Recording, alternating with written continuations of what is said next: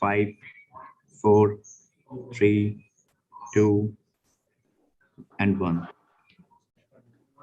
We are live now.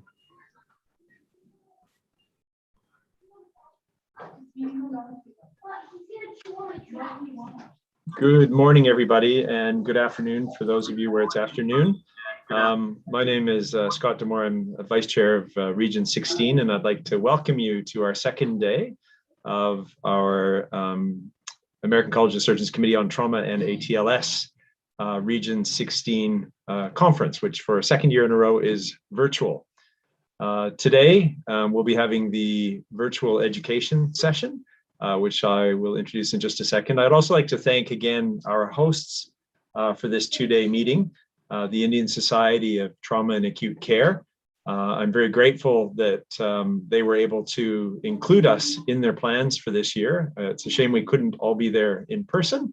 I think we were looking forward to going to Rishikesh, and yet here we all are in our homes and our bedrooms and our offices doing it online.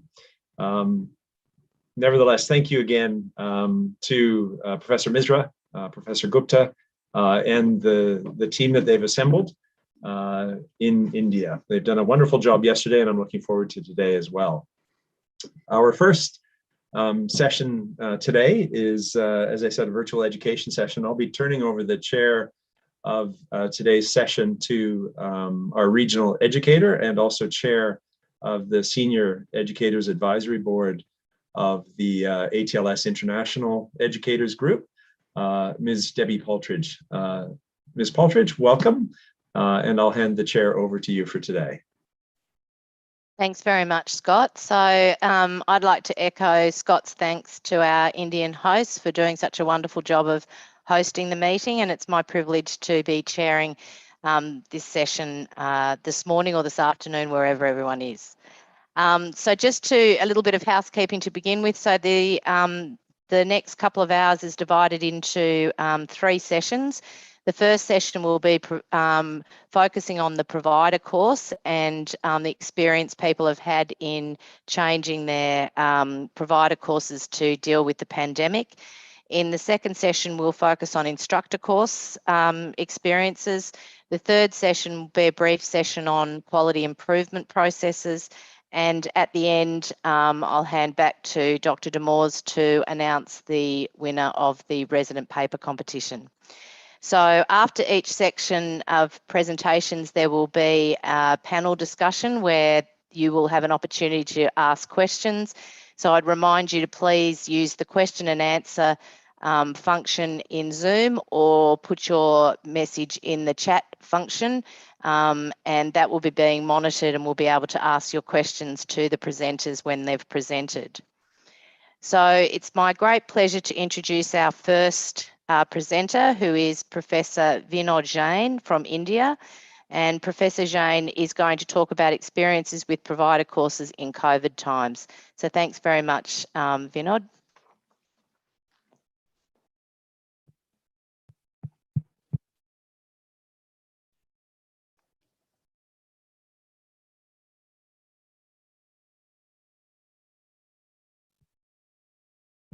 My sharing screen option is off.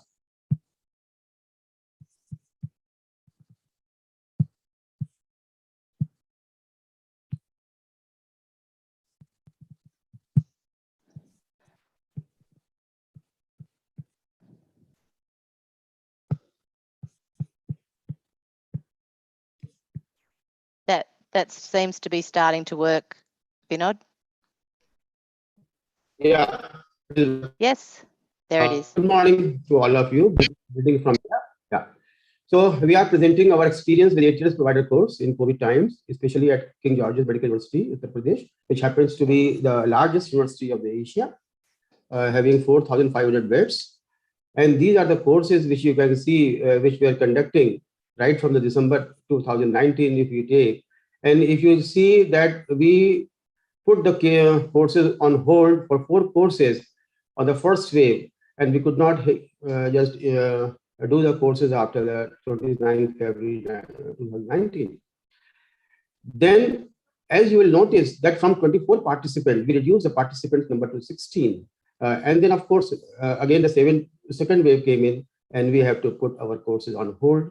And if you will observe, then in the August course, after the second wave, you can see in the first course, that is the August course, the same district, that is from the Lucknow only, then followed by the same state because there was some problem with the interstate transfer. And then subsequently in the October 21 and the upcoming courses in November and January, we are incorporating participants from all over the country. And this is again the same story for the instructor courses. For the details will be told by Professor Kohli. And you can see that in this also, if you will notice that when we put our courses on hold after first wave, you can see only 11 participants. That means what? One participant or less just because it was COVID positive. Why and how we tested will tell later on. And of course, the same story was true after second wave as well. Then the question comes, then why, what, and how? Why we stopped? We basically stopped to have a safe learning environment for all. We never wanted to harm anyone, or the participant, or the faculty, or the mullajes, or the office persons, so that they can be affected by the infection. And then, of course, we followed the principle of do no harm, what we keep on teaching in our ATLS. Why we resumed? Because we need to build the capacity building. We need to do the capacity building. We cannot just stay as such. And we need to refresh our teaching skills. Moreover, all the activities, why we resumed was because of passion for the ATLS under the chair of the session, as well as with the Indian team, the ATLS India chair, Professor M.C. Vishal, Professor Amit. Then how we resume, that is the question. What novel approaches, what modifications we did in our university, that is the main thing. So as soon as we stopped our first course, when the pandemic broke, we informed all the participants, we explained through phone, through email, we refunded their full cutting their administrative costs. Of course, we need to inform our university administration, as well as we informed the ATLS India chair, Professor M.C. Vishal. Then when we restarted, again, we had to take, because we are the government university, we took administrative approval in writing. And then, as you have seen, we reduced the number of participants to 16. Of course, needless to say, after meticulous sanitization, of explaining the COVID appropriate behavior through email, through phone, personally. And one thing was important, that it was mandatory for all of us, including participant faculty, that they should have the negative RT-PCR report. We never compromised on the RT-PCR. And we allowed only local participants. Suppose after that only, when we started, we allowed only local district. And then in the sanitizer kit, we also put the triple layer or N95 mask as well as sanitizer, and then sanitizers were kept at all the strategic places. One thing was we are very particular. We did not allow without COVID RT-PCR report and without mask. And even if they were having negative COVID RT-PCR report, they were having symptoms, we did not allow them. In this scenario, what happened that one of the faculty could not join because the report came out to be positive, then we have to replace another faculty. And the same was true with the participant. As you will see in the number, you must have observed, the number became less in the courses. Then we asked one resident to be there as sort of COVID help desk. He was there with the thermal screening for the SpO2 and all the facility. Suppose if there's any problem with any of the faculty member or any of the participant, any of the office person or any of the mullajes, that should be taken well care of. But fortunately, we did not have any problem during the course. Normally, we are using towels in our washroom in India, but we did not use towels. We only use disposables. And of course, this briefing of the COVID appropriate behavior was told initially before we started the course. And in that way, we were strict because anybody, and we told them very politely, yes, if you are not following this appropriate behavior, then you may leave the course. What actions and modifications when we started after second wave? The same instructions and the measures as taken before. As I keep on saying that initially when we started after second wave, we took the participants of the same district with negative RT-PCR, but subsequently All of them were vaccinated. So we relied upon the valid vaccination certificate. That was enough for us. And again, we started with the phase managed from the same state, the Uttar Pradesh. Then from the October 21 onwards, we allowed participants from all over India with valid vaccination certificate. And now we are also having our upcoming course in November as well as January. Then during interactive discussion, what are the modifications? So after second wave, we requested our ATLS India chair, Professor MC Mishra, to be there virtually in all the sessions after second wave. So to take the course overview as guidance. So this morally boosted us, all the participants, they felt confident. And sometimes we also invited Professor Amit Gupta and Professor Subodh from the New Delhi AIMS. So that the moral of all the participants were boosted, all the you can see the worker faculty, they were very much motivated. Then while taking the interactive discussion, apart from maintaining distance between the participant, apart from the masking, the only thing what we did is that we did not move amongst the participant. Normally in the interactive discussion, we keep on moving amongst the participant. We kept maintaining distance. And moreover, the speaker was not having mask. That I must share with you. The speaker, because with the mask, if you are speaking, then there is a problem. And moreover, the participant cannot see your face. They may be disinterested. But the distance, we just saw to it. And questioning was done from distance only. And that was the thing. And no liquid, no snacks was allowed within the hall. Normally, we are having 4 participants in one skill station in one rotation. But here, normally we teach all the 4 participants together, one faculty showing all the procedure. But here, one faculty, one participant. That means at a time, we were teaching only one participant. Of course, all the faculty participants were standing in the room, maintaining a distance, but they were not just in the vicinity of themselves. And after the rotation was complete, we sanitized the mannequin, the equipments, and the atmosphere with the spray, and some sort of skill like the log rolling or the pelvic immobilization, like the traction sprint. These are the skills where you need more than 2 or 3 participants. So that it was shown through video demonstration. And of course, the secondary survey, normally we keep moulages, but here we use full body mannequin. As you can see, the full body mannequin and 1:1 ratio, one participant, the secondary survey station is going on, and we are maintaining distance. Here you can see that while we are taking the session of the airway, you can see the distance between the participant and faculty. That was a challenge for us.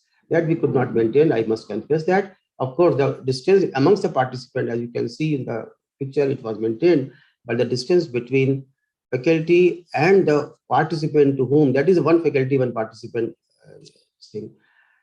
When we were taking initial assessment, it was mandatory to have a proper PPE kit for the participant to wear. And of course, again, 1:1, and all the cap, gown, shoe cover, gloves, everything, whatever we used, it was biomedically disposed as per norms. And if we are using moulages, we just instructed moulages that they should not speak. Of course, they will mask. Then this is about the post-test. As you can see, again, the post-test, the number of participants is otherwise also half, so we can maintain the distance easily. What we did is that normally we keep the pencil eraser and this thing for the next course. But here we destroyed all the pencil and the eraser what we gave to the participant for the test, for the post-test, we destroyed it as per BMW guidelines. And for the new courses, we use a new set of pencil, eraser and all. And this paper also, it was destroyed. And while checking the answer sheet, the score sheet, the faculty and the coordinators, they use the gloves. Then as far as the lunch and snack time, proper spacing was done, of course. We normally do the buffet system, but here we started using packed lunches and the packed snatches and the water in the separate bottles. So all these things, and once we are used, all the things were daily disposed. We are having incinerator in our center, and we daily disposal of the biomedical waste as per the standard guidelines of the COVID. because our hospital was also a COVID hospital. So person from the BMW used to come in and take. And these are the few challenges. As I maintained you, the social distancing, told you before, between instructor and the participant during hands-on training, that was a big challenge. The time management was again the problem, because after this 1:1 mentoring, then it took more time for in the skill station. Then after the rotation was over, we have to sanitize the mannequin and the atmosphere. Again, it took time. And of course, the participants, they did complain about the hot food, because in our India, we normally take hot food. So that is why we keep on the buffet system. So they told that this food was not hot, and that was basically a challenge for us. And then, of course, we could not demonstrate certain skills, because we wanted to demonstrate face to face. What I feel that when you do the learning is very good, and their retention power is very good. But yes, because of the constraints, we could not show face to face, like log rolling, traction split, and the pelvic immobilization. Then I must confess that in spite of continuous monitoring of the participants and the employees, few of the participants, they were not using the proper mask habits and all. So they were properly instructed. So that again was a challenge for, because normally 50% were there, and we are having a huge facility at our center, KGMU. So the spacing is not the problem, but yes, as a behavior, they have to follow. Then there was a difficulty. So many requests came into us that we have to maintain instructor status. So how can you maintain, because the courses were less? There was not as much as they required. The other sites were not having courses. So that was the main problem. And subsequently, the ATLS USA, what they did, they just increased the period to 1 year. That we are very much thankful to them. Then central air conditioning, suppose a few of the courses we could run in during the winter season, though the central air conditioning was banned, but when we are conducting our courses in the August, September, the atmosphere was hot and humid, and we use central air conditioning, that I must say. But overall, participants went enthusiastic, went satisfied, with positive note, and with the belief, all the participants, all the faculty, all the persons involved, they had a strong belief that we can do it. We can do it with all the COVID appropriate behavior and teamwork. Thank you. Thank you very much.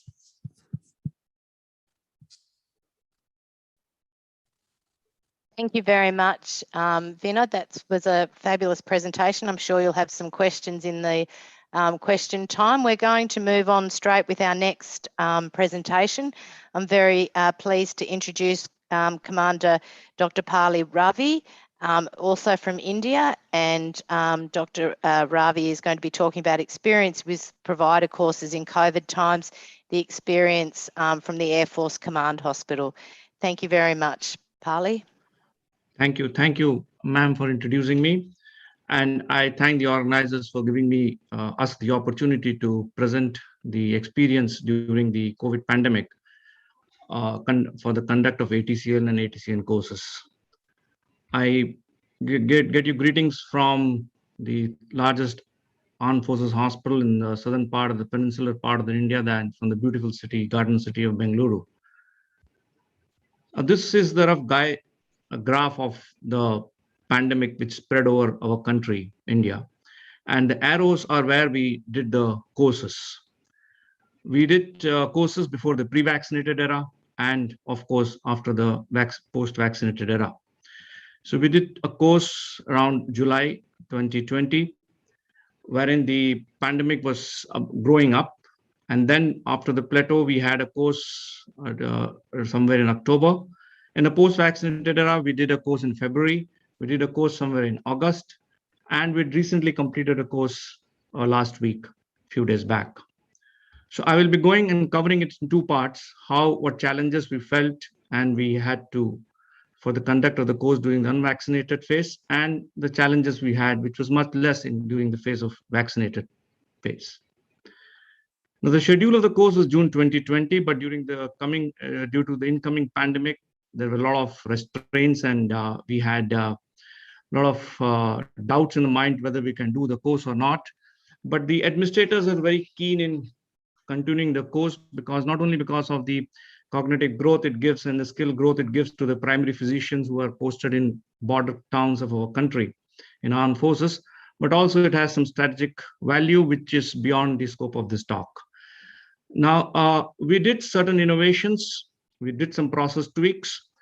Simultaneously, guidelines were issued by American College of Surgeons somewhere in May 2020. And the input from various other ATLS sites like Rishikesh and ATL and the guidance of the ATLS Chair India, Prof. Mishra, we were able to successfully conduct that course, 2 courses in the pre-vaccinated era. The manuals are all sent to participants 30 days in advance, both in soft and hard copy. Due to the continuous lockdown, the postal services were hampered. So we use the service mail. We have got a service mail system through which we send manuals to them. Now, the participants were all airlifted in military aircraft from the respective stations and brought to our campus 7 days in advance. And after coming, they gave a health and travel disclosure forms. The place of course, the training wing was sanitized, was made out of bound for 7 days before the start of course for non-essential personals, and was sanitized every day, twice a day, twice a day till the course, the beginning of the course, and during the course it was sanitized thrice a day. Similarly, sanitation of mannequins were done after every day, after the beginning of the at the end of the day, and during the in between this rotation of the participants of the skill stations. Now, the occupational health department did a pre-course health assessment, RT-PCR. They did if it is required or not, and they did a pre-course sensitization to all the coordinators, the faculty, the participants, the moulajas, and they issued N85 masks, face shields, and personal sanitizers to each candidate every day, including each of the staff which was involved also. Now, Bangalore has July is a wonderful weather. It's rains, so there is no requirement for air conditioning in the interactive discussions. We used mannequins for trauma victims for ATC, and however, we had used moulajas. All moulajas underwent health assessment and stayed in the same campus and same facility as we were staying. Now, we maintain adequate social distancing. For interactive discussion, we gave collar mics to each of the participants because, as Prof. Zain put out, it is a very difficult for the communication because it's a tamponadic muffled voice which comes out of the mask, and it takes a lot of time to get used to that noise. So we gave collar mics to each of the participants, 32 participants. At the end of hour, we used to have a ring a bell system where the bell used to ring and the participants used to sanitize their hands themselves for 15 seconds. And we created a buddy pair system wherein each one was checked by his partner whether he's sanitizing proper. Apart from it, the occupational health department made surprise checks. In fact, to the extent that commandant of the hospital came 3 to 4 times to visit us to ensure that the sanitation process is on. Now, for the initial assessment, we used the full PPE to demonstrate. This was done to sensitize the participants that this is the way, maybe if the pandemic doesn't come down, this is the way we are going to provide the trauma care. And the difficulties in providing trauma care while wearing this PPE for 15 to 20 minutes, 30 minutes, 1 hour, half an hour, maybe more than an hour at times when you're providing trauma care. Now, we gave pre-packed food, tea, snacks were served at the sitting place of the candidates. So, and after having the food and the tea, they used to go and dispose at the designated place. This increased the breakfast and lunch breaks by 15 minutes. Now, we have to, you will all appreciate that we get participants who see far and few the trauma cases. They are posted at the border places, border towns, next to at various medical echelons. So they were very keen in doing all exercises, all skills to be learned hands-on. They did not, in our center, they don't prefer to have video classes. Anyway, we did all the skills hands-on were to be done, that's why. So what we did, we tweaked something more. Now what we did, we had plenty of instructors with us, in-house instructors. So we doubled up the stations, like airway stations, we make 2. So each instructor was handing up only 2 students, and he was able to give half an hour to each student. So instead of 15 minutes, which normally happens if the 4 candidates are there. And he was himself doing the timekeeping. There is no timekeepers. We were able to do this for ATCN also. However, one ATCN, we are sort of one ATCN instructor, so we were not able to do it at one of the stations. And all the candidates during the initial assessment, we had used mollages for ATLS and mannequins for ATCN. All the candidates wore PPE because we wanted them to get the feel of PPE and to perform during PPE. There were a lot of issues when they wore the PPE. First of all, wearing PPE for 1.5 hours was not an easy task. They went through it, they sweated. We gave them a change of PPE also. We taught them how to don and doff also, because they're young medical officers who come to us.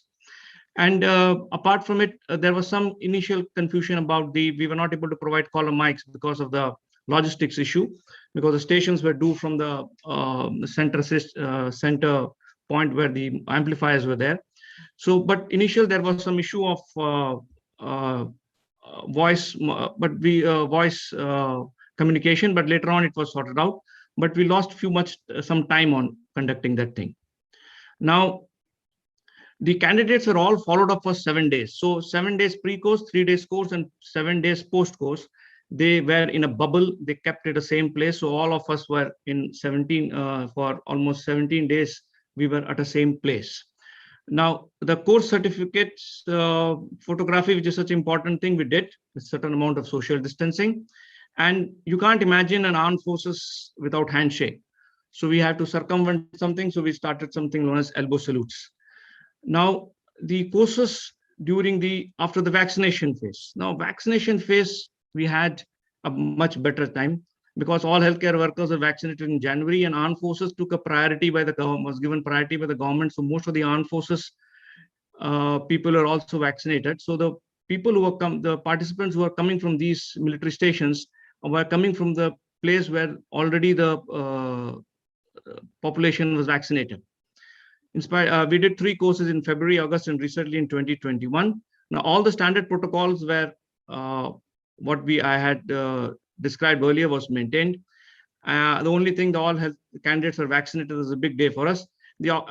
As per the advice of the Occupational Health Department, we reduced the bubble to 3 days pre-course, 3-day course, and 3-day post-course. In fact, the last course, 14th, we had only 3 days of pre-course and 3 days of course, and we left them out on the 6th day back to their bases. And for the 2 days, they were the first 2 courses on 21st and the February and August, they were bought in by the military aircrafts from the bases directly. But on the 3rd course, they traveled by the civil aircrafts. Now, this time, there were a lot of complaints of using the personal sanitizers. So we kept multiple sanitizers for the various places. And instead of an R ringly bell, we changed the system to in between because it was causing the R was coming between the interactive discussions. So after every interactive discussion, before the next instructor starts the next discussion, he advised everybody to have a sanitization, so to sanitize their hands. Now, in the post-vaccination course, food was served in buffet. We maintain adequate social distancing. As Prof. Jain put, warm food is always a big issue in our country. And all the courses, the instructors in the pre-vaccinated and vaccinated also, instructors acted as a nurse. In fact, when the instructor course came, the instructors who came from outside for our instructor course were very surprised that they have to act as a nurse also. And in the post-vaccinated course, we removed the microphones and we gave them the normal PPE. You can see they are wearing the normal PPE instead of that heavy and sweaty non-breathing PPE. And we had an instructor course back-to-back with the provider course in November itself, where we had the educator and the country chair, an ATLS chair and country director coming. Too long, the lions cannot sit in their den, they have to come out. So we had a lovely interaction during the instructor course. What I must conclude with saying, we were slow off the blocks, very slow, very nervous, very, very, very skeptical. You have to appreciate the fact that during the unvaccinated phase, they are these young military medical officers who are coming from various military stations of far across nooks and corners and different terrains of the country. If they take back the system, if they get infected and go back and give it to the troops, especially in the North Sikkim and Ladakh region, it will be a catastrophe, and we will not be in a position to explain things. So we were very, very slow, very nervous, very skeptical. But as the thing improved out, we gained momentum. Great feedback from the participants we got, because the participants were in a bubble for 17 days. So initially 7 days, they were a little hesitant, but as the course began, they finished the course. And after the course, they were with their instructors for 7 more days. So it was continuous trauma training. In fact, after some time, the trauma training became slightly problematic. Too many questions were being asked, which, at times you don't have answers for all the questions. And about food, well, we can't say anything about it. It's you give, it's a problem. You don't give, it's a problem. Having said that, we were unsettled by the new normal, and I hope this does not remain a new normal. It is easier to do courses in a post-vaccinated era rather than in an unvaccinated era. Thank you very much, and thank you very much for the patient hearing. Thank you very much, Commander Ravi. That was very interesting. I'm very envious of the fact that you can have participants board in early and keep them after the course. That's very unique, isn't it? I'd like to move on to the next and final presentation in this section, and I'm pleased to introduce Dr. Siraj Hakshay from Pakistan. And Dr. Sheikh will be talking about their experiences with provider courses in Pakistan. Thank you. Thank you, Debbie. And thank you for giving me this opportunity to present some of the concepts and some of the issues that bothers my mind in this August gathering. I'm working in College of Physicians and Surgeons, Pakistan, which is the premier postgraduate medical education of the country, medical institution of the country. And I am working as Director Medical Education and also an educator of the ATLS program.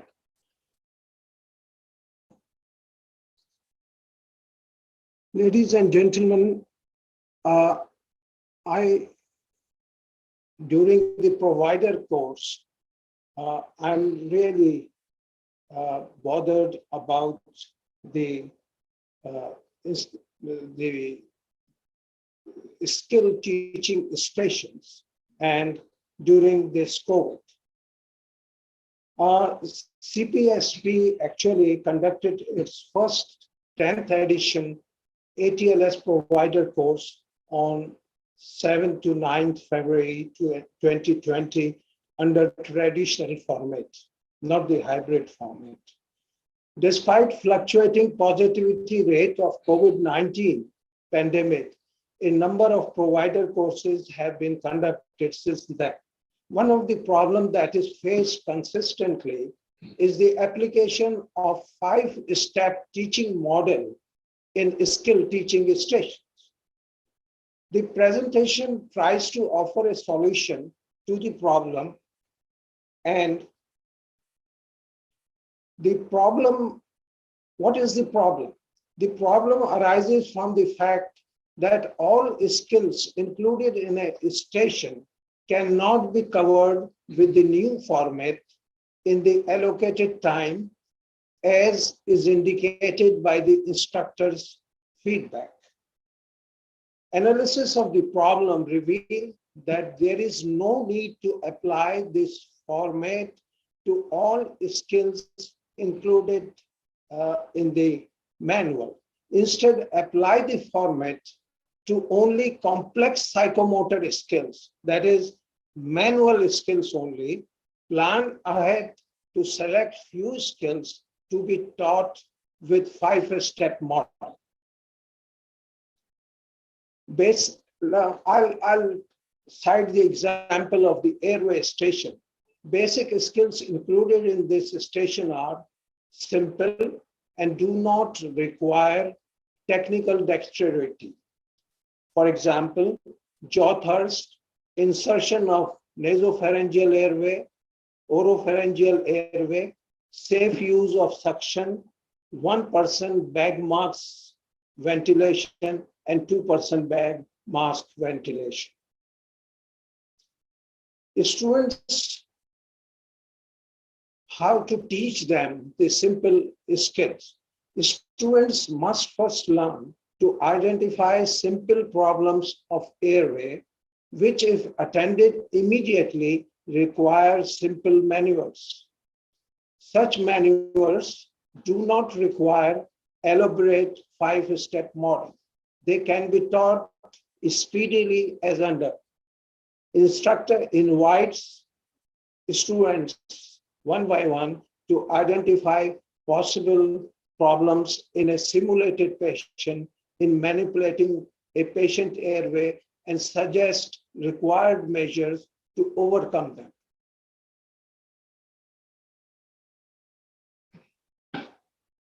So very easily they can do the simple skills without resorting to the 5-step model. In airway station, only orotracheal intubation in adult and child and insertion of LMA deserve to be taught with 5-step model on mannequins.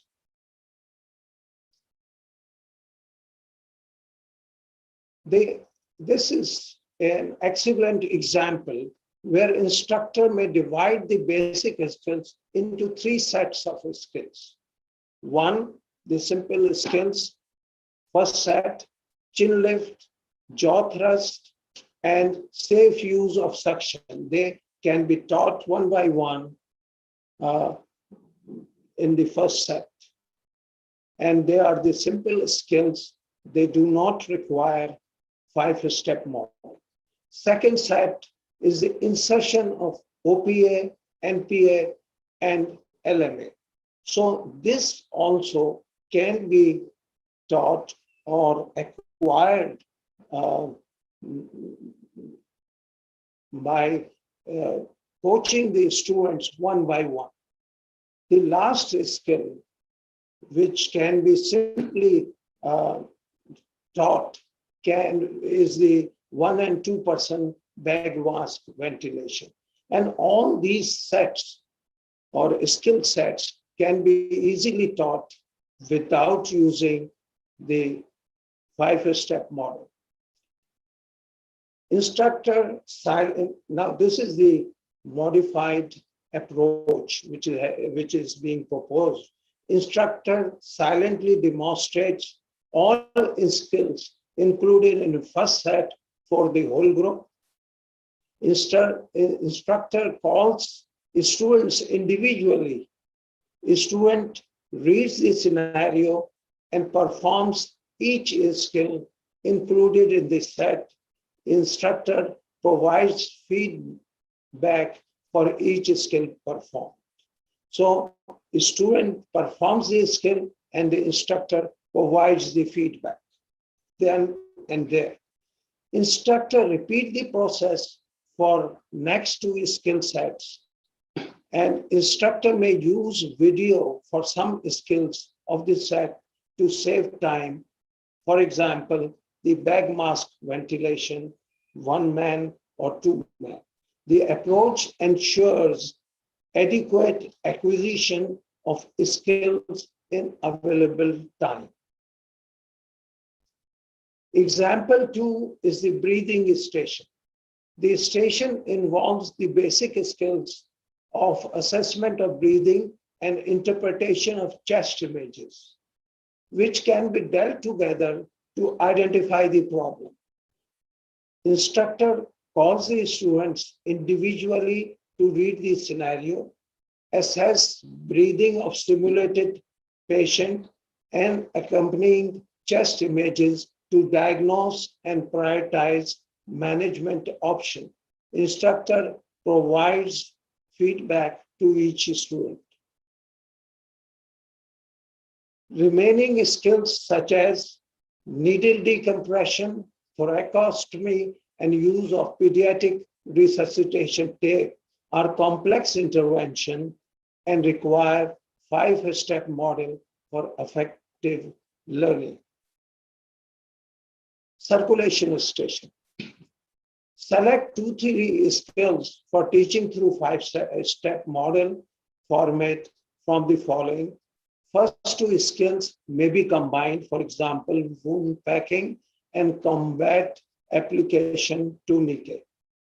Then pelvic binder and application of traction splint. The last two skills may be taught on 5-step model.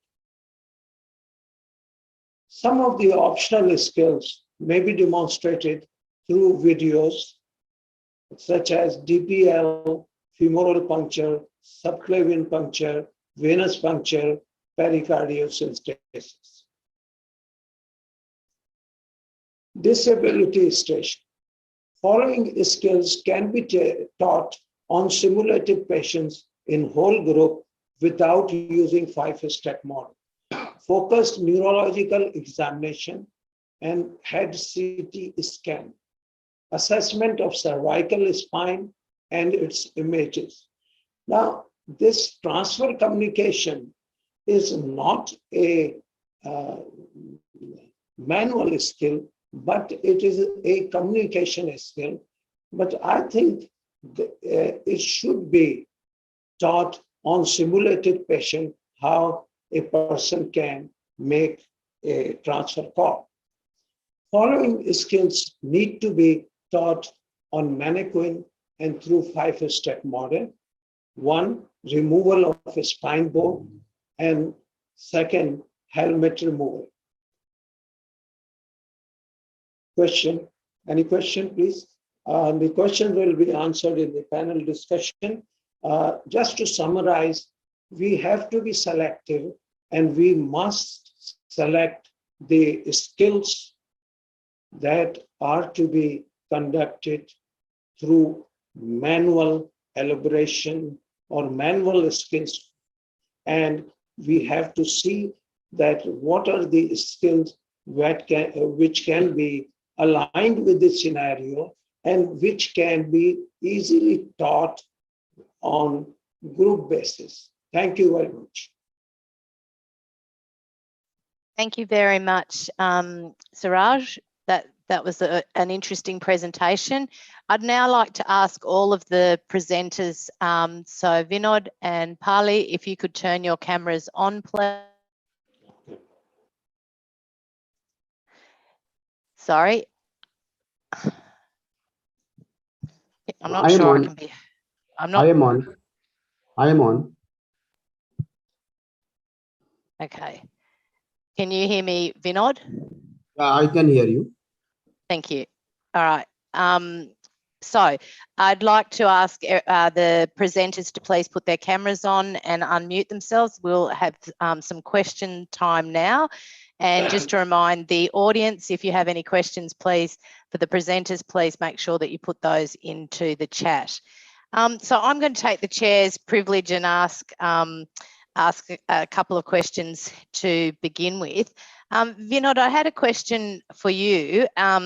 Your one-on-one participant teaching in the skills stations, did that impact heavily on your time allocation for the skills stations?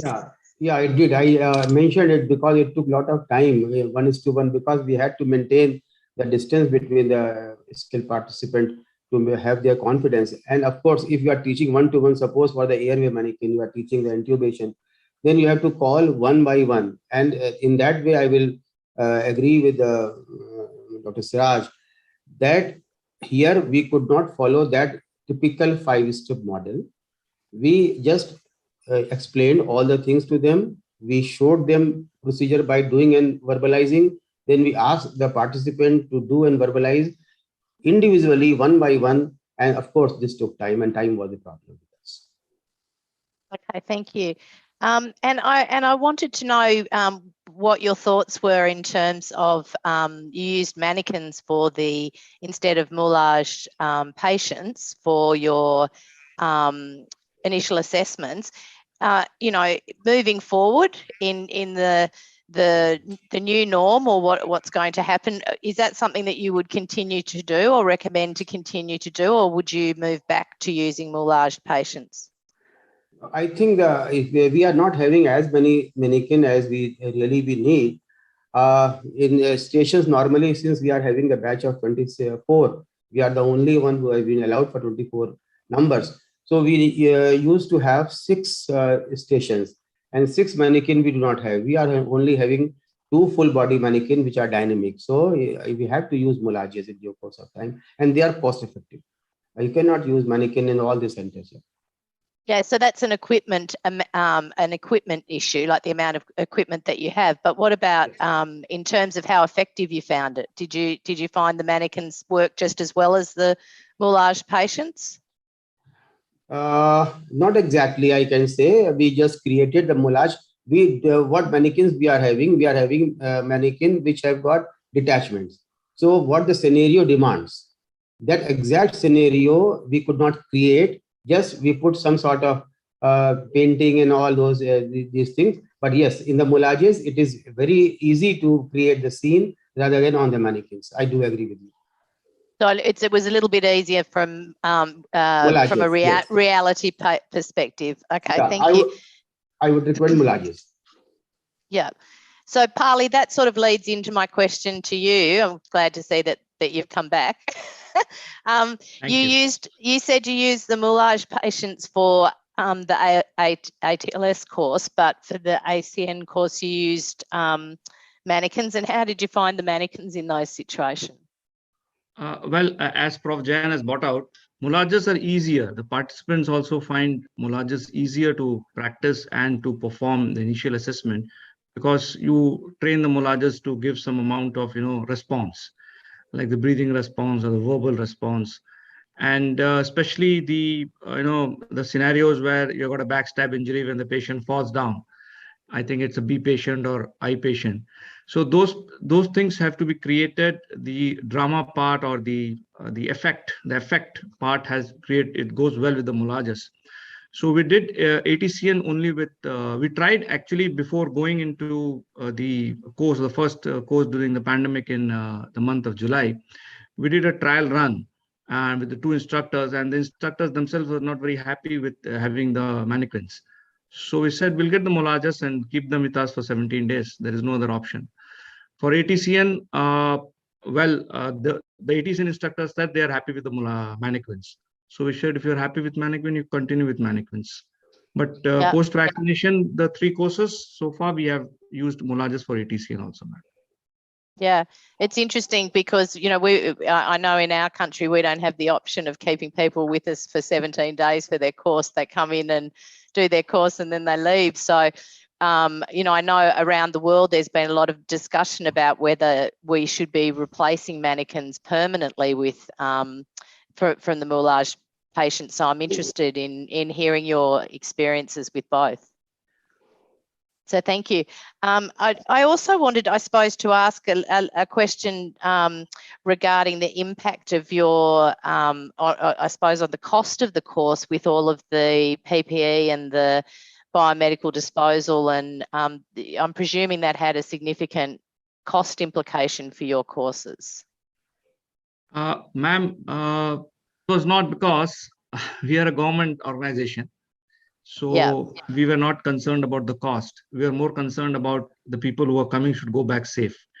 Yeah. So that cost as such, there is no fees for ATLS training in Armed Forces of India.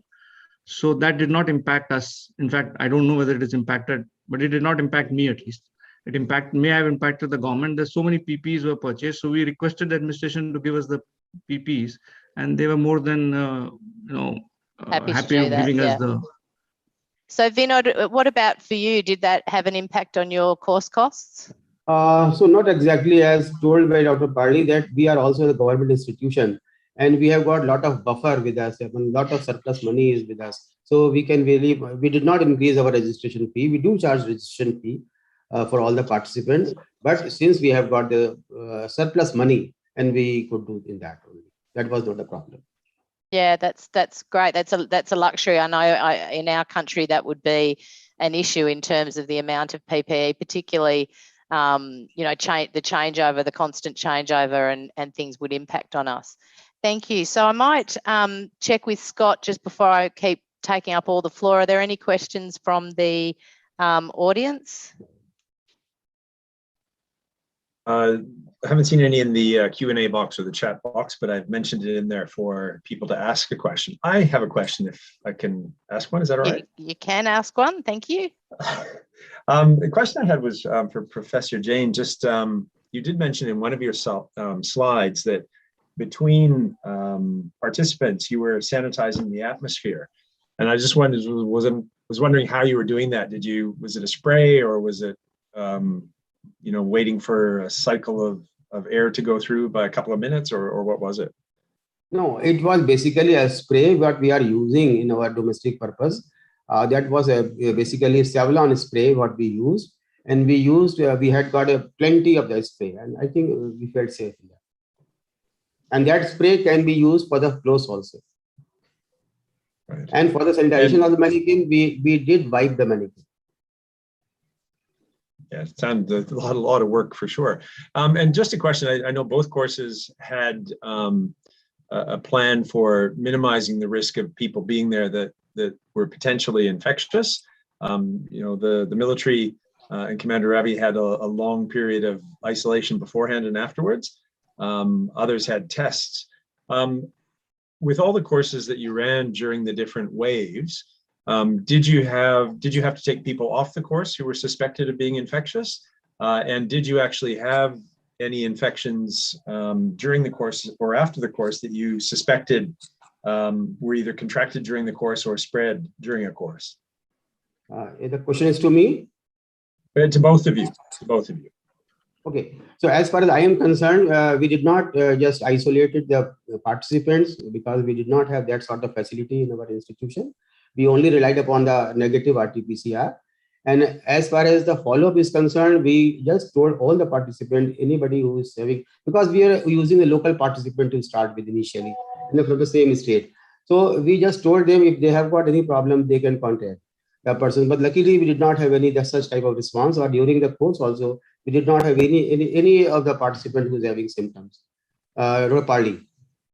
Yeah, thank you, Scott, for asking the question. Actually, this whole thing was dealt by the Occupational Health Department. How long they will be kept in the bubble, and who will undergo RT-PCR. In fact, in India, the first wave, anybody going for RT-PCR was socially ostracized. So we never came to know who all got RT-PCR checked, but luckily all of them were in the course. So most likely they, after coming to our place, none of them develop any signs and symptoms. Whether the pre-course RT-PCR was done, that was at the base before they came to us. Definitely, I think they would have. I'm not privy to whether they had done it, not because we just get the candidates list. You know how military works. You have to go do a job. You don't have to, see how they are coming. So before at the military base, I think they would have undergone RT-PCR, and those who were RT-PCR negative would have been sent for the course. And once they went back from our place, I'm not privy to that information also, whether they underwent RT-PCR again or not. During the course, if they none of them developed any signs and symptoms, and in case they had developed a sign and symptoms, the call was with the Occupational Health Department whether to do RT-PCR or not. Thank you. Thanks very much, Pali. I had a question for Siraj, if I may. Siraj, I know in our country, our instructors at times struggle with the understanding of the difference between a cognitive skill and a psychomotor skill. So, for example, reading a chest X-ray is clearly not a psychomotor skill, and the 5-step model is not required. Whereas intubation, for example, is a psychomotor skill, and you need to use the 5-step model. So I wonder whether some of what you're talking about is the challenge we all find with explaining that difference. Could you comment on that? What is the question, Debbie? There's a request for Dr. Siraj. Can you open his camera, please? The camera is on. My camera is on. Debbie, I didn't follow your question.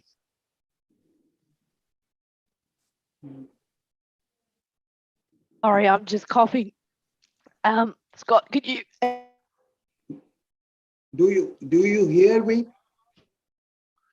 Yes, we can hear you, Siraj, but we can't see you. So I don't know if your camera is just not working.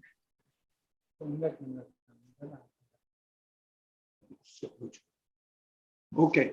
So, Siraj, my question was the Yes. difference between a psychomotor skill and a cognitive skill.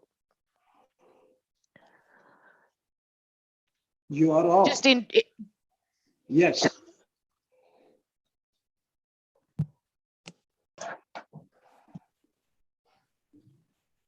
Hello.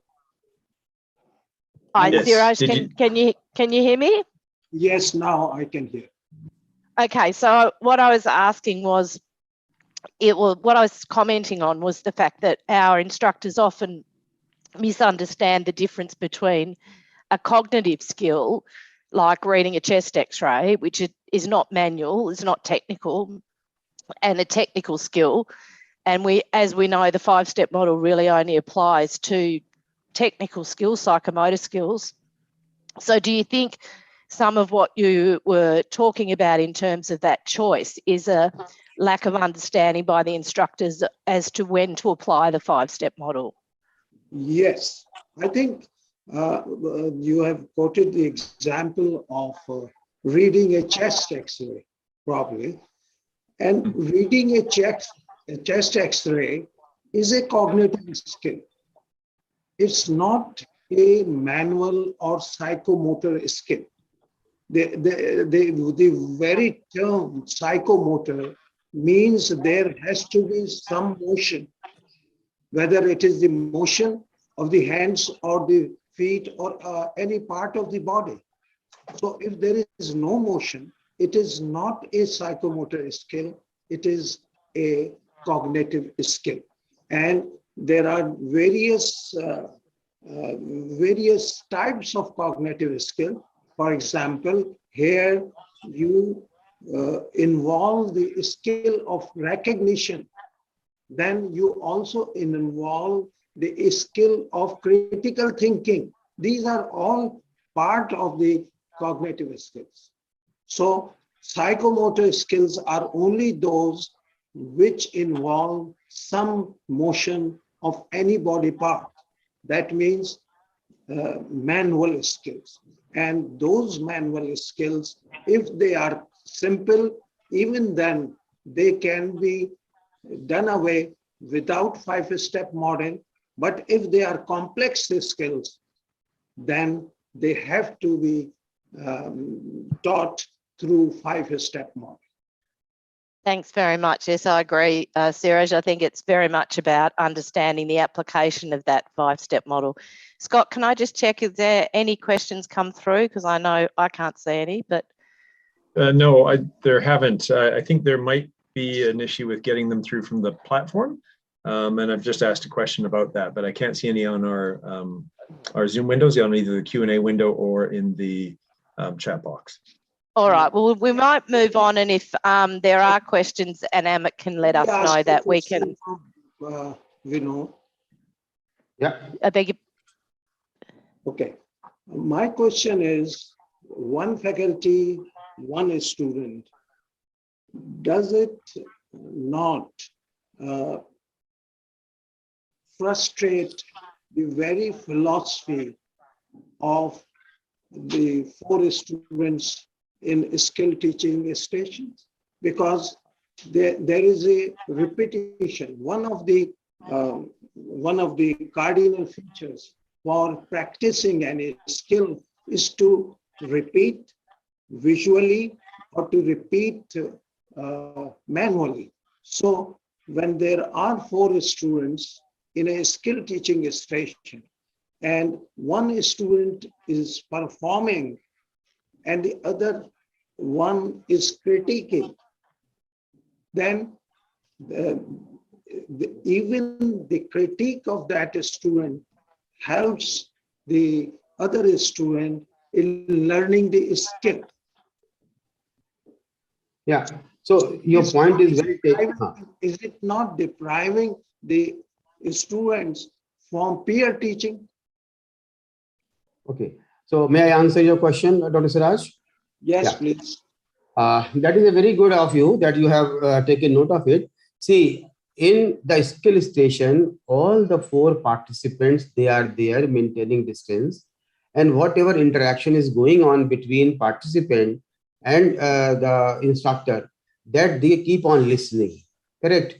So that means that is sort of reinforcement to all the participants instead of telling them together. The only issue was that if suppose you are teaching airway, then all of 4 have to come and see, and then one by one, they have to be very close. Here, what is happening? Only one participant and one faculty is coming close. Not all the participants are coming close to each other.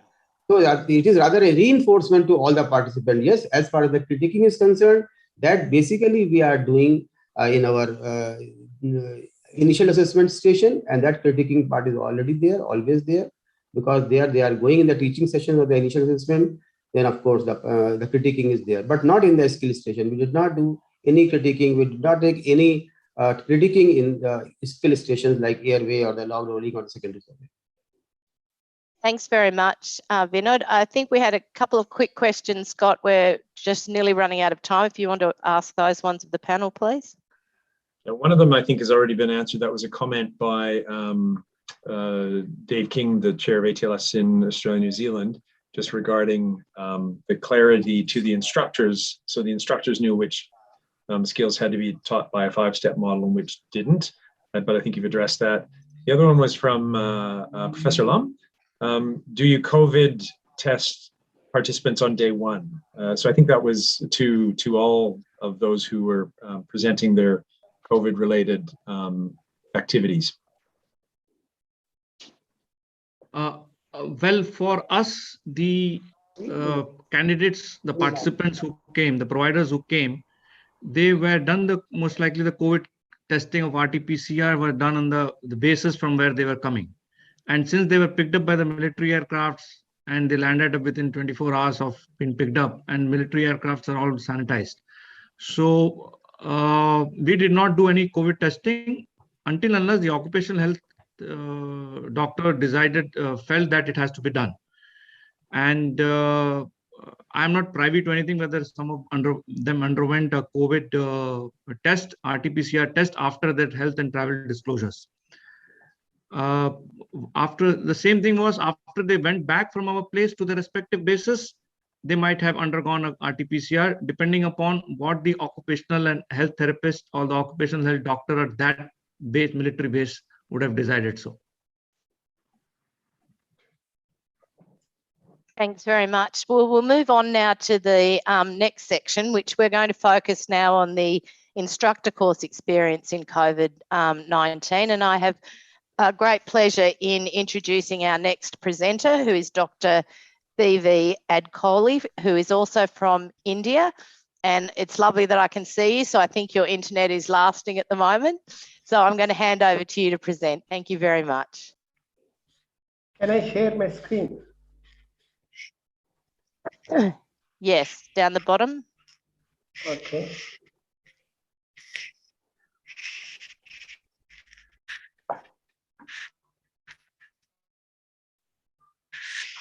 Is it visible? Yes, we can. Audible? Yes. Am I audible? Yes, you're audible too. Thank You just need to put it into slideshow. Yeah, I think it's a slideshow. No, it's not. It's just up the top in slideshow. Is that the case with Yes, everyone? that's perfect. That's perfect. Thank you. Yeah, okay. First of all, greetings from India. And I feel very fortunate that I'm with the allied group of the whole region educators, and also the educators and the leaders put together in this particular seminar, a unique opportunity for me to share my experience as well as to listen to your rich experiences. First of all, I am going to cover within my time limit the strategies adopted in the delivery of instructor course. And that also, I am focusing on the interactive teaching and the micro teaching and the preparations that went on before conducting the instructor course, which is key for the survival of our instructor course. Second thing, I want to present very briefly the kind of developments which are taking place in medical education in general in India. And I'm posing a question for you to ponder. Should we need to relook at the content of the educator's course, the method of delivery, and what we can do about it? I'm just raising the questions which can be taken up later. So the strategy involved is a four-pronged approach. The first is briefing and sharing, which is very, very important. My colleagues from India have already told very clearly the kind of technical precautions, the safety precautions, everything in place so that the course is going to be safe and secure. So that is the first part. The second part is wonderful. We are very happy about this Google Classroom which we started in both the courses. In fact, I would say that Google Classroom is a very effective tool for establishing rapport with the participants to prepare them for the course, and it makes the delivery so simple. I thank COVID because of COVID, this idea came to us. Otherwise, we thought that the instructor course, sending a course material earlier, and on the day of the IC, they will come and they will grasp the whole thing, which was absolutely difficult task. But now that challenge we have taken in a different way, so that course preparation is the key. I will describe the two types of Google Classroom. One was test-based, wherein we took tests. The second was gist-based. We gave a gist of all the lessons and we asked them to reflect. And the next one is breaking the monotony educator duet. In Hindi, we call it Jugalbandi. Two people instead of one person, two people alternating the sessions, which worked very well. Let me describe very briefly. So in the hybrid model, extensive briefing was the key. Detailed instructions were given about the micro scenario based teaching session. And when we gave the instructions, and we opened the Google group, the participants posted a lot of queries in fact, because they were concerned how to do micro teaching, how to prepare, and beautifully they were pulled together, and the course director gave a lucid explanation of the process, how it is going to happen, and how it is going to, what is their role as instructors. So all the queries were answered. So the preparation part of the instructor course was heavily done satisfactorily because of this Google Classroom. And in a test-based approach, I am not going to give the details of the test. It was a simple test because you know that test, assessment drives motivation. That is the mantra. So if you can give a very brief test just before the workshop instructor course, that is going to motivate them. They will, just warm up. So this was a very simple test designed by Dr. Jayaprakash Rajan, who is not there today with us, and myself together. And this includes true false type, MCQ type, and short answer type, because these are the very simple formats in which our Indian medical educationists are familiar. So just I have given an example. True false type. In the interactive discussions, the facilitator should provide solution to the problem. The false statement. Convergent questions usually aim at lower levels of cognition. It's a true. Then there is a MCQ type. I'm not going to do this because you are all educators. You know the content. You are the master of it. So there is no need for me to tell you about these questions. And the short answer questions: which domain of learning is inadequately addressed and why? Let us be clear that we may not expect very rich and accurate, authentic answers from the participants, but it will make them think in that direction. So that is the beauty of this testing and how it worked well. In the gist-based approach, what we did was we aligned with the sessions of the educator, and every day we flashed a session. Adult learning principles. Okay. About that, they are supposed to reflect and send their comments. For example, this one, reflect on your routine teaching or presentations made during conference, etc. What factors made you excel or feel that you could have done better? Relate them with the adult learning series. The participants, we say that adult learning, adults are coming with a lot of experiences.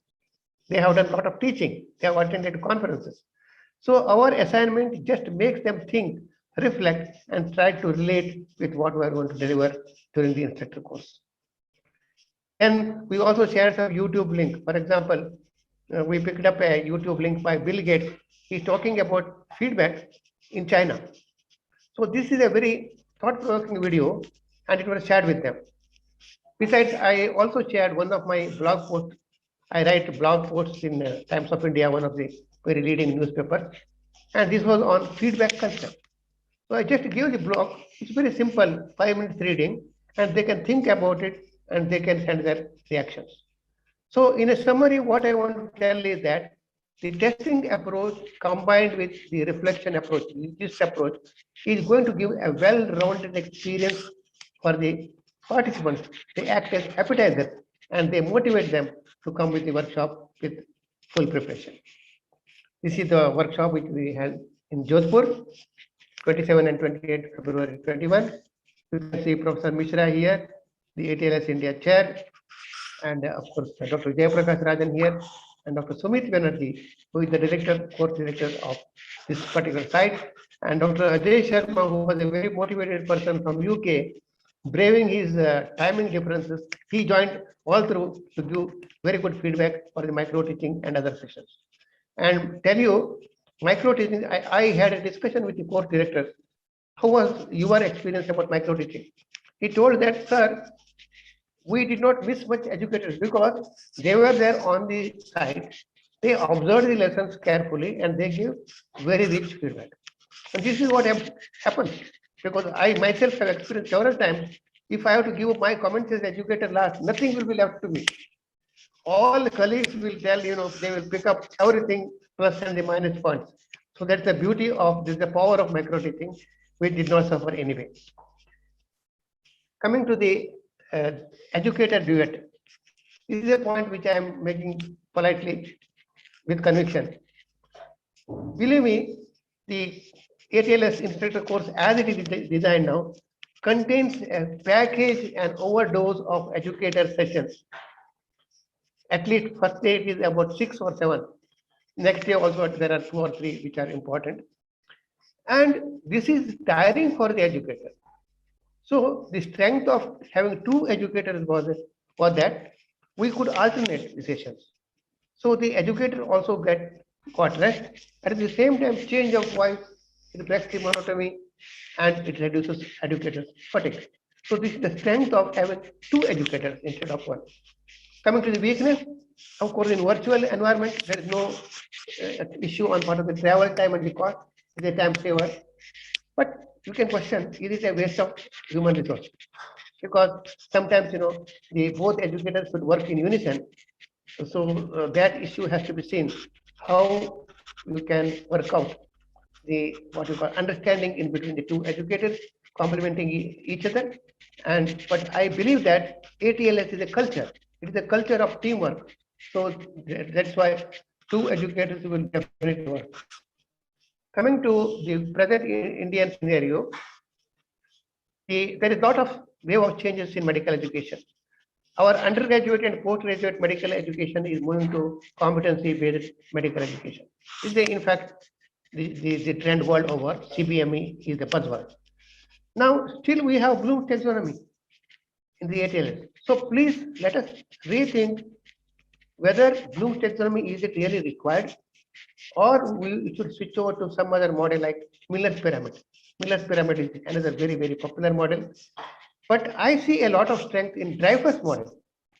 The Dreyfus model, which I have shown here, it is a movement, and already ATLS is built on this particular philosophy.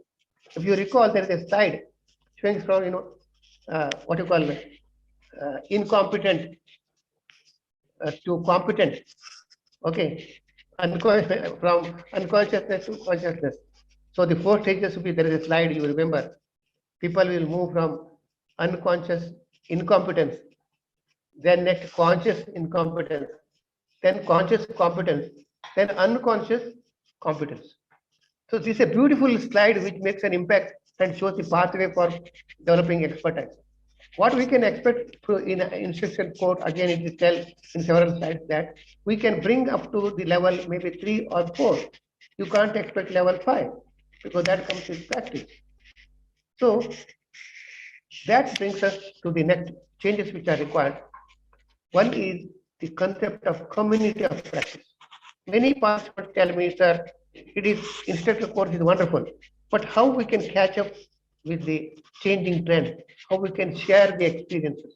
So there is a need for a network, a portal which answers all the questions, queries, and gives an opportunity for free exchange of expertise, practices, and the solutions. The second one I am moved by the self-determination theory of motivation, Ryan and Desi. Of course, we talk about motivation, there is a slide about it, but this particular input, I'm very much impressed because it talks about motivation linked with 3 factors.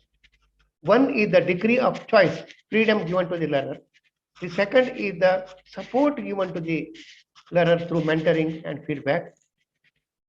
And the third aspect is, the trust, freedom, motivation, and the competence, perceived competence. Perceived competence is perhaps more than the competence. If you can place together these 3 things, ATL is going to be a wonderful journey. So thank you very much for your time, and let us work together. And I hope Debbie will take my things forward, and we can always think about it, debate, and discuss. Thank you, Debbie. Thank you, everyone. Thank you very much, Can I Dr. talk here? Hakshay. Yes, Can I talk please. here? Yes, thank you. So thank you very much. I have a couple of questions for you. I just wanted to also, before we open up for questions with the audience, also to let everyone know that we have actually had our first successful induction of an educator in Region 16 remotely, which we've never done before. And obviously that was forced on us by the COVID situation. So Hong Kong needed a new educator, and I have very special thanks to the Singaporeans who allowed that educator to watch their first instructor course remotely into Singapore, and early next year or mid next year, when that educator does their first instructor course, they're going to be watched remotely by the Singapore educator. So I think that's a fantastic example of collaboration within our region, and something that in the future, without taking COVID into consideration, that we could actually look at doing, to have that cross-fertilisation between educators. So Dr. Hakshay, I just I wanted to clarify one thing with you before I ask to see if there's any other questions from the audience. But your use of Google Classrooms, I'm very interested in. Did you use that during your instructor course or before the instructor course? Before, at least 1 week before the instructor course. So Because a week before. Yeah, at least 1 week before, and we started even first, for example, introduction. Okay, usually introduction we do it on the first day, first session, but here this is an opportunity for getting the post their picture, and we also supported by WhatsApp group. Google Classroom is definitely more powerful to do so many functions, but WhatsApp people find it very user friendly. Whenever they are there, they can just respond, they can ask a question. So I think technology convergence is required nowadays, because people use different technologies. So 1 week before is ideal. Yeah, well, I have to say that the Senior Educators Advisory Board are currently working on the 11th edition instructor course, and we're rewriting the whole manual. So you will be pleased to know that all of the references will be being updated, and I'm happy to take your suggestions forward to them. But one of the things that we are doing is aligning the 11th edition instructor course with the 10th edition provider course. So there will no longer be interactive lectures, there will be interactive discussions, and the participants will be expected to have read the manual before they turn up to the course.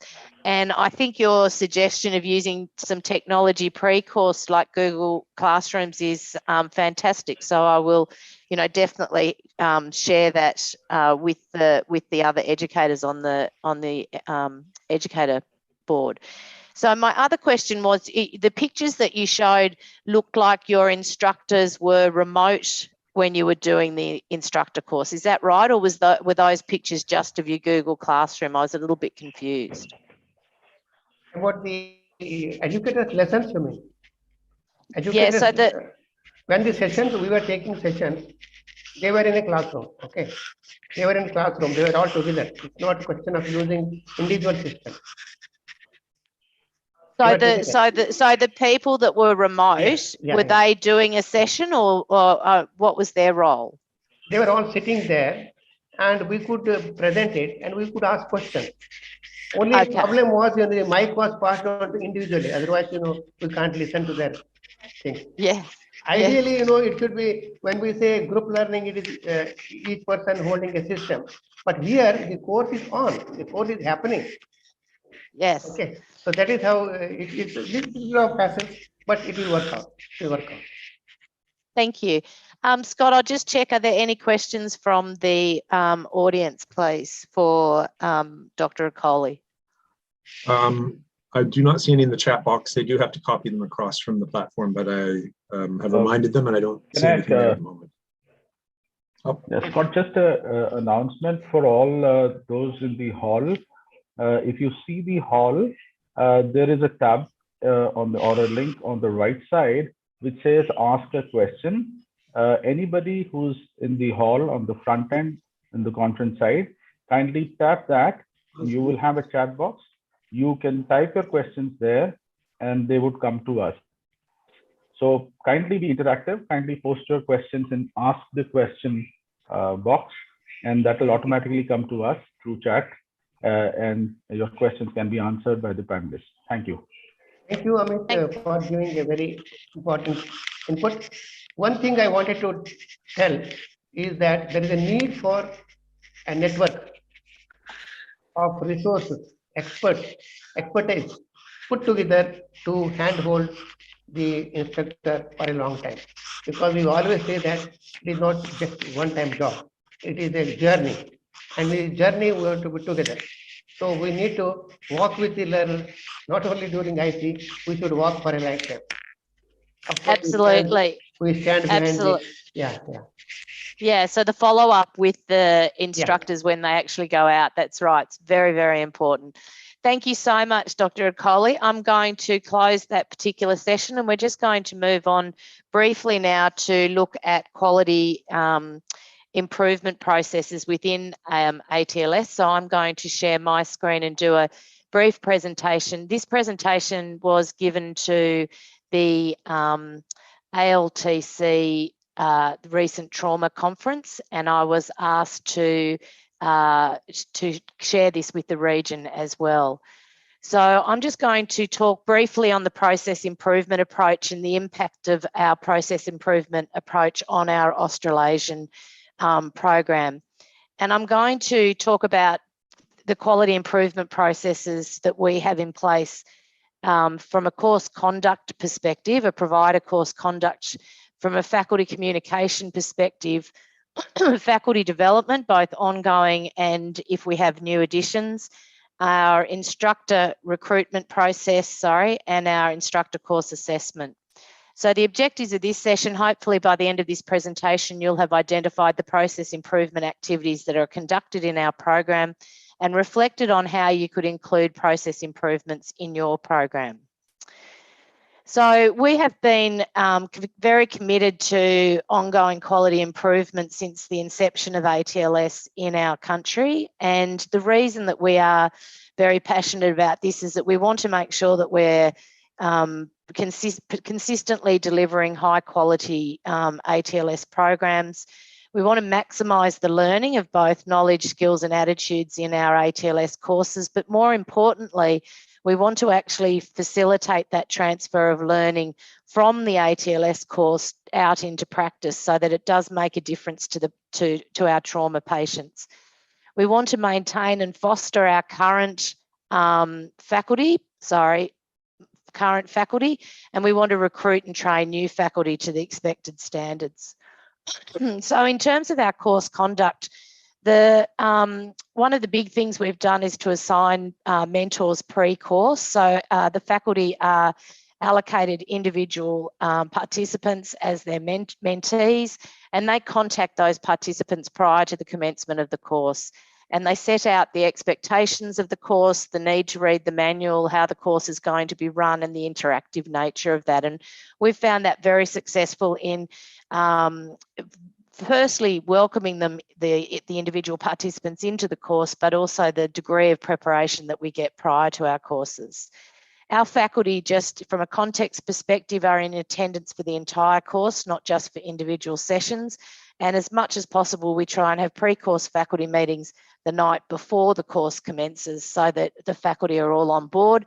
And that is where we remind them about things like the 5-step model. So another area that we work very hard on in terms of quality improvement is our faculty communication. So we think communication is very important to maintain our faculty engagement. And our routine communication is we have a quarterly faculty newsletter, which includes both a a message from the chair. It has an educator article, so I might write an article on giving feedback or the 5-step model or something like that.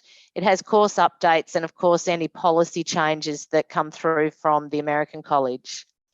We also have a process of reviewing all of our director reports, so that the director's reports are reviewed by the committee chair, the senior educator and the national coordinator. And we've just recently implemented an annual letter to all directors, and we are giving them feedback on what action's been taken as a result of their director's report, so the changes that we've made, and also if no change is made, the rationale of why no change is made. And again, this is an attempt to keep our directors engaged and recognising that those directors' reports are taken very seriously. The other thing that we do in terms of our quality improvement processes within our, I've gone the wrong way, is faculty development. So we have an ongoing process of faculty development where we have implemented a peer review process. So basically at the pre-course faculty meeting, the director actually allocates each of the faculty to one another, so they're in pairs.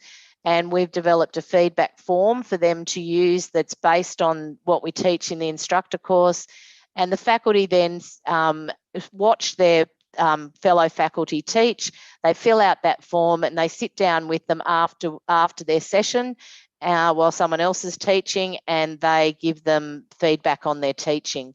And that form is then given to the person who was receiving the feedback, and it's kept just for their own personal reflection afterwards. So it's not, we don't collect the forms, it's purely a faculty development process for them.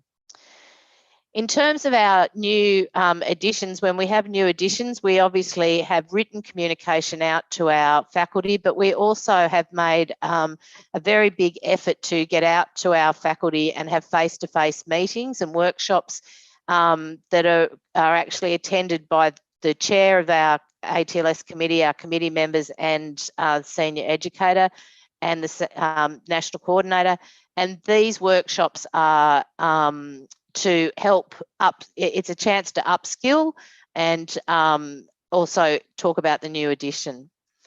The other thing that we've done is in our instructor course assessment is that obviously we still follow the ATLS requirements in terms of what assessment is done, but we've actually added a form that goes with each of our instructor candidates to their first course and is given to the director. So we actually let the director know what they performed well on the instructor course and any specific areas that they need to work on. And we also have a process where we put some instructor candidates on specific courses with specific directors if we need to have some tailored mentorship for those instructor candidates. So again, trying to tailor the support that's given to the new instructors to their particular areas that they need to work on. In terms of our instructor recruitment, we still have to have them identified as potential instructors, but we have a very rigorous application process to become an ATLS instructor. We ask them to fill out and complete an application form that includes what makes a good instructor, why they want to be an instructor, to provide details of an education session that they have conducted themselves. They have to explain how it was delivered, what worked well, what things they would change next time. They have to give an update on their current trauma experience, curriculum vitae, and references. And these applications are reviewed by the instructor course director and the senior educator to really carefully vet who gets onto our instructor courses. So that's part of our quality improvement processes, is to make sure that we are actually getting the right instructors for ATLS. So I'm happy to answer any questions, but just the key points is that I think process improvement's a very important part of implementing ATLS. I think there are local processes that we can implement, and I've shared with you some of the local improvement processes that we have put in place.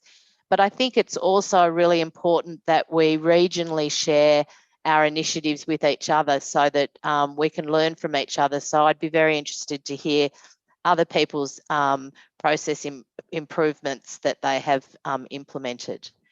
Thank you. I'll stop sharing now.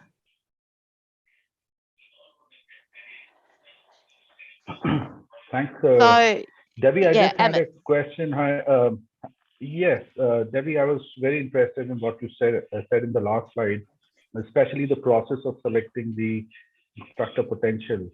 And it's very interesting to know that you have a written format for that, and people have to apply in order to get the instructor potential and in order to enter the instructor course. What we do normally in India is that every provider course, the faculty is there and they would identify the providers as per their performance and their communication skills about whether they're having instructor potential or not. But what you just now said was adding a second layer of, say, quality control. So is it that you take some time to declare somebody an IP, and it's not at the end of the course, you would hand over the IP certificates to them? So it would take some time. So I just wanted to know the actual procedure. So because we liked it, I mean, I personally would like such a second layer of so we don't quality let come in between. Yeah. So we don't let people know at the end of their course that they've been identified as a potential instructor. So the course finishes and there's a post-course faculty meeting. The faculty at the post-course faculty meeting go through all of the participants and identify who is a potential instructor. We have a very mixed population, Amit. A lot of them are very, very junior. So for some of our potential instructors that are identified, they're too junior to come onto an instructor course straight away, because we require them to have about 4 or 5 years experience before they become an instructor. So they go on what's called a waiting list. And then when they get to that level in their training, we don't lose them. We don't want to lose them. And we will contact them and we will say, would you like to put in an application to be a potential instructor? And at that point in time, they then go through that next step and they put their application in. I think, you know, one of the things that we have heard quite a lot from our faculty is that there's very limited teaching by the participants in a provider course. They're the learner and they're actually participating. So we ask them to look for qualities that they think would make a good instructor, but it's sometimes difficult for them. So it's just we've found that it's important to actually get to find out a little bit more about these people and their interest in teaching and their experience in teaching before we put them forward. No, I think it's an excellent thing. I would like to have the views of the Digital Coordinator of India, Dr. Subodh Kumar, on this particular structure of selecting the IP candidates, because they seem to be a very, very nice quality control in terms of, because we have faced that many times, these providers at a very junior level also, they do come over and at times it becomes difficult for us to say no once we have already identified them as instructor potential. So therefore, I would like. Yeah. Hi, Debbie. It was a nice presentation, and I do agree with Amit and you that there should be some kind of check if somebody is identified as a instructor potential, so he will not be considered for the instructor course automatically. But having said this, it is also important to understand that the whole process should be very democratic. So it should not be at the mercy of somebody is not liking a particular person, so and his application will be rejected. So there should be an objective criteria. I would suggest that yes, if somebody has been identified as a instructor potential in a provided course by 5 or 6 instructors in a provided course and the course director at a X site, so it will be rated as, say, out of 100, it will be marked. So for example, I'm just giving you an example. So you give a 80% marks to the criteria that he has been identified as a instructor potential, number one. So in my experience of last 12 years of running the ATLS India program, generally in a course of 16 participants, not more than on an average 2-3 students are identified as instructor potential, number one. So there should be some objective criteria. I do agree there should be some check and balances. So like 80% or 70% if you are identified as IP, number 10 marks if you are working in you are engaged in a trauma services or if you are providing a trauma care, 5 marks for other things, your CV, your liking like this. So some kind of objective assessment should be there so that it should be more democratic rather than somebody is on the whims and fancies of a course director or ATLS chair. Yeah, so just to clarify, if it's, for example, Scott and I are the two people reviewing the assessments, the application forms of the potential so the potential instructors are identified by the faculty at the faculty meeting, and they agree who they're putting forward, and that gets put through to the office. They then get asked to apply if they are interested, because not everyone who's identified as a potential instructor wants to be an ATLS instructor. So we ask them to apply, and then we review those applications very objectively, and we are totally blind to these people. We've never met them before. We haven't taught them before. So it's really on what the information that they provide to us. So we ask them, what do you think makes a good ATLS instructor? You know, why do you want to be an ATLS instructor? So there's quite a lot of rich information that comes from those, and then we weigh up those answers, and that's how we make the decision. Are there any questions? Oh, sorry. Can I make a point? First of all, very pertinent question raised by Professor Subodh about the fairness and the objectivity in the selection process. I perfectly agree with the Australasian model given by Debbie. In fact, I would like to give a small acronym for your model. 3 P's. The first P is the performance of the candidate in the field. The second P is the passion. And how to measure passion? You have to think about it. There will be out of the box solutions for that. The third P is the peer review. And you have right now suggested that there is a strong element of peer review, so that it is not biased. So if 3 P's combined together, perhaps we will come out with a very robust model of identification criteria. And that is what, we say multiple source field, MSF, or 360 degree. That is the current trend now. In assessment, we say the only authentic assessment is 360 degree. You multiple examiners, multiple observers, multiple occasions, and multiple settings. So when you combine together, you will get a robust assessment. Thanks a lot. Thank you very much, Dr. Hakshay. Scott, I think we're nearly going to run out of time here. Are there any questions from the audience? There are none in the chat box and none in the Q&A room. So I don't think there are. All right, well, I'd like to conclude this part of the education session and thank all of the 4 presenters for some excellent presentations and some thought-provoking things. So Professor Vinod Jain from India, Commander Dr. Pali Ravi, Dr. Siraj Hakshay from Pakistan, and Dr. B.V. Adkoli from India. And I'll now hand over to Scott to share the results of the resident paper competition. Thanks very much, Scott. Thank you very much, Deb. Thank you for chairing that session. I really enjoyed it. Thank you to all the presenters that you had as well. I think there was a lot to learn there, not only just about managing things in unfrequent and uncommon times with COVID, but some good learning points when it comes to instructors, instructor courses, and selection of candidates even as well. So thank you for chairing that session. I very much enjoyed it. We are coming to the end of our Region 16 virtual conference for a second year. Before everybody goes, I would like to make a couple of presentations. Hopefully, I don't know if we'll be able to get photos on screen, Emmett, with the big audience, or if I could just get a photo with the resident paper competition winner and runner-up.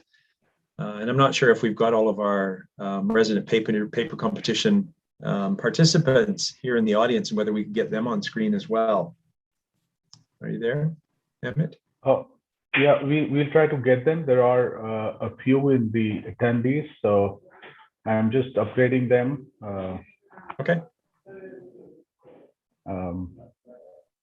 Be nice to be able to do that. In the meantime, I'll do some of the thanks that are required for all of the work that's been done to make this virtual Congress a success for a second year in a row. And I think the team that really deserves the biggest thanks are obviously our hosts, the Indian Society of Trauma and Acute Care, for hosting our ATLS and American College of Surgeons Committee on Trauma Region 16 virtual meeting, again for a second year. So thank you very much to our hosts, and especially Professors Misra, Gupta, Kumar, and I hate to miss anybody else, I hope I haven't, but certainly the technical team in the background as well, who've done a wonderful job of coordinating the resident paper competition, getting all of those submissions, being able to get all of us online live yesterday when we did the discussants with our international group of experts, and getting our judging panel online as well. So thank you to that group. We would not have had a successful Congress or a paper competition without your expertise. I know Gilberto wished he could be here. He's at a university function and conferment that he had to be at today, so he sends his apologies. But I know he wishes he could be here as well. But thank you to Gilly for all of his hard work in chairing the region and the business meeting that we had yesterday. I'd also have to say thanks, of course, to Professor Eileen Bulger, chair of the American College of Surgeons Committee on Trauma, who attended yesterday and spoke to us live, as well as Dr. Sharon Henry, who presented yesterday virtually. And it was also good to meet our incoming chair of the Committee on Trauma, who will be taking up the seat at the ATLS Global Symposium in March in Seattle. So thank you to all of those. I also have to say thanks to Deb Paltridge for her expertise and her help on this program. She helped me immensely yesterday with coordinating questions, but also with running the session, the virtual education session today, I think, which was very helpful and very informative for us that were here as well. Our presenters, of course, have done a huge job, not just our resident paper competition presenters, but all of the presenters who presented today. and those who spoke yesterday as well. So thank you to everybody. Last but not least, Mrs. Dunstall, Leslie Dunstall, who has been the glue that holds this region together for a very long time. And she has been threatening to retire since forever, and I think is going to make good on her promise. But Leslie, we are very much going to miss your participation, your humor, and the hard work that you've done really with this region since it was conceived pretty much, but also in its infancy and its growth. It would not have happened without your hard work on that, so thank you. Have we got everybody online, Emmett, that we need to? Yes. Yes, I think everybody has been promoted to the panelists. I think they have to open their cameras in order to be seen. All right, where's all our presenters? I can see Randall Dialwas. I can see, who else can I see?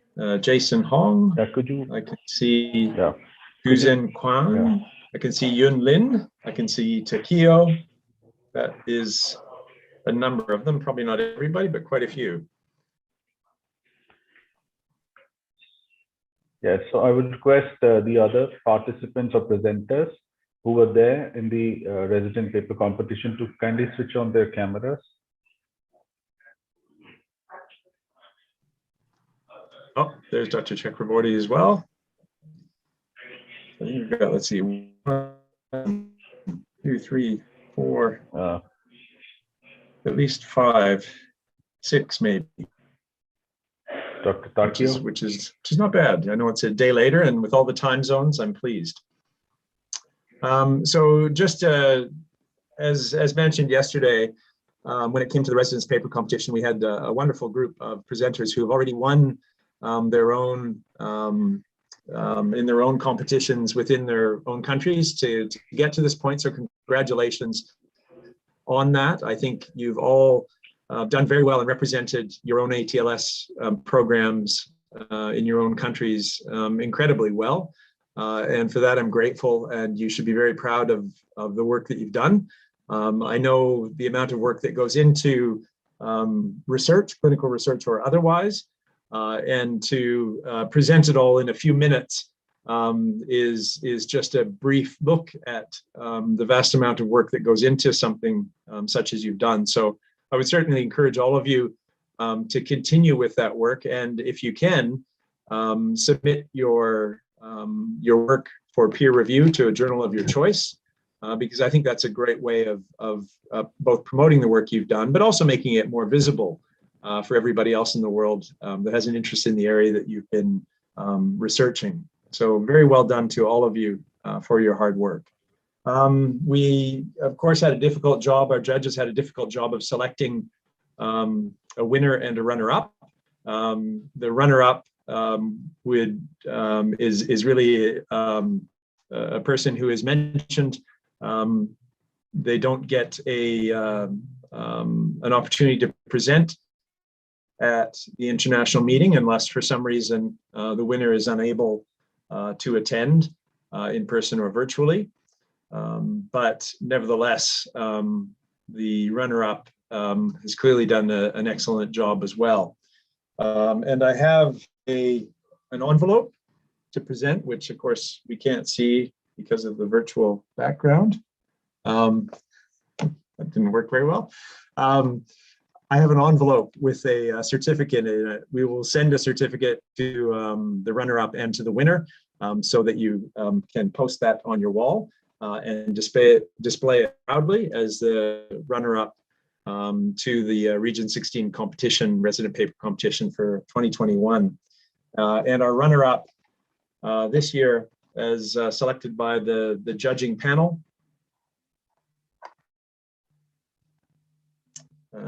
don't get a drum roll or anything, no? Okay. Our runner-up winner this year is Dr. Andrea Lee from Hong Kong with the abstract entitled "The Impact of Trauma Resuscitation Time on Patient Outcome in a Tertiary Trauma Center." So congratulations, Dr. Lee. I don't know if she is online today. Like, quiet, silent clapping. There we go. Well done, Dr. Lee. Are you there? don't see her, so we'll have to pass on. That's all right. We'll have to pass on that message to her via email. And the winner for Region 16 this year, and who will be given the opportunity to be funded, hopefully, to attend in person the ATLS Global Symposium and the Committee on the American College of Surgeons Committee on Trauma Resident Paper Competition, amongst all 17 winners from around the world, all the different regions from around the world and North America. In Seattle. Hopefully you'll be able to get there, and if not, at least be able to present virtually, depending on what's happening with our pandemic situation. But congratulations to this year's winner. That would be Dr. Gu Zen Kwang from Malaysia, with the abstract entitled Reduction of the Duration of Mechanical Ventilation Using the Trachea Score to Guide Early Tracheostomy in Neurological Cases. Congratulations, Dr. Gu. Are you there? Yes, you are. There you are.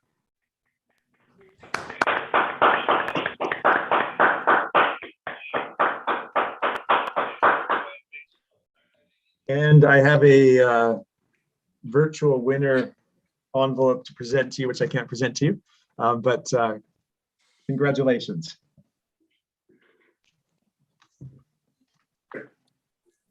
Thank you. Now, I don't think there's anything else that I need to present today, and I'll just double check my list of people to thank. I think I have covered just about everybody. If there's anybody I haven't forgot, or anybody that I have forgotten to thank, I apologize. But again, thank you especially to our Indian Society of Trauma and Acute Care hosts, Professor Misra, Gupta, Kumar, and the technical team. Again, you've done a wonderful job of pulling this complicated venture together. And I think everybody that's been here has very much enjoyed it, so thank you. Perhaps I'll leave the last word to thank you, Scott. Professor Scott, Gupta and Professor Misra. Yeah, Scott, just a small suggestion. Can we request the winner to share just for a minute? He can speak. Just a suggestion. The winner, if you can allow the winner to speak for a minute. Sure, I put him on the spot. I don't mind. Dr. Gu, you're on the spot. What would you like to say? Thank you, Scott. I'm thrilled. I'm very happy that given this opportunity to present my work. This is actually a part of a requirement for my completion of my general surgery training. It's a research project that I do in concurrent with my training. It's a requirement for me to complete my training, and I'm happy, and I would like to share this prize with people who have supported me along the way, namely Professor Lam Siu Kiong from Malaysia, my thesis supervisor, Associate Professor Kalai, my wife and my daughter, and thank you to everyone who has supported me along the way. Thank you. Back to you, Scott. Congratulations, wonderful.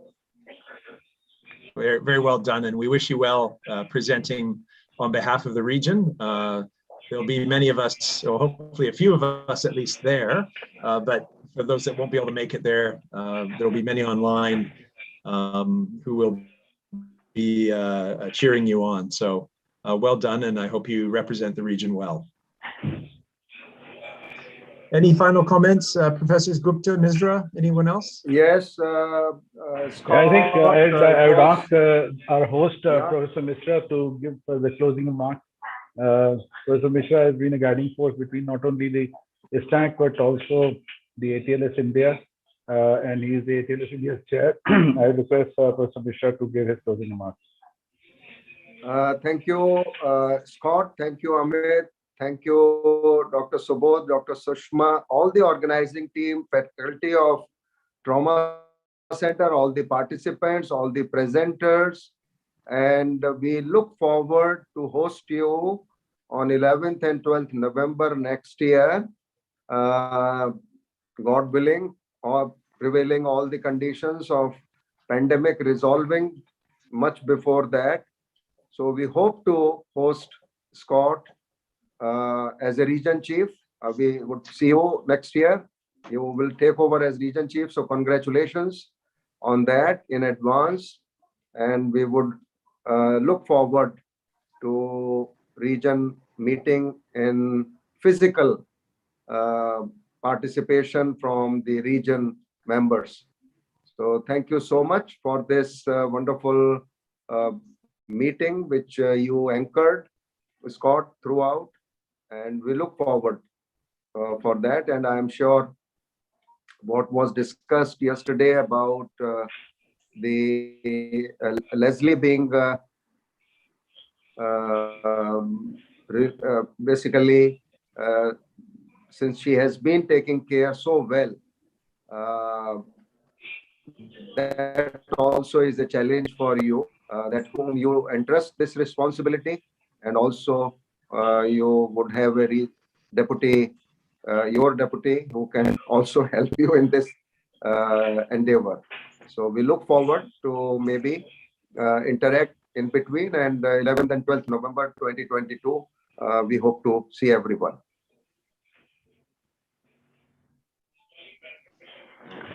Sounds wonderful. Thank you again, Professor Misra, for all of your work. We look forward. I don't know if we've selected the city for next year or where the meeting will be. I don't know if you know that as yet. We will discuss amongst ourselves. Might be New Delhi, might be some other city, but we'll let you know in due course. We'll discuss amongst ourselves and then keep you updated on that. All right, that sounds wonderful. Again, thank you for your hard work, and best of luck with the remainder of your Congress. And thank you for allowing us as Region 16 to take part in it and to host us again. So again, thank you, everybody. Enjoy the rest of your weekend. Just a word to all. The participants who are here and also in the hall B. You have a link. This is a complimentary link. If you want, you can see the program in hall A, and you can continue to be with us in the conference till tomorrow afternoon. Thank you so much.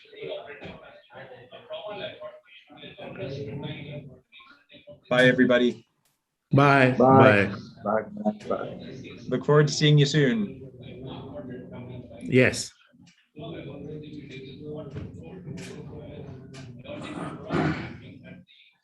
Bye and thank you.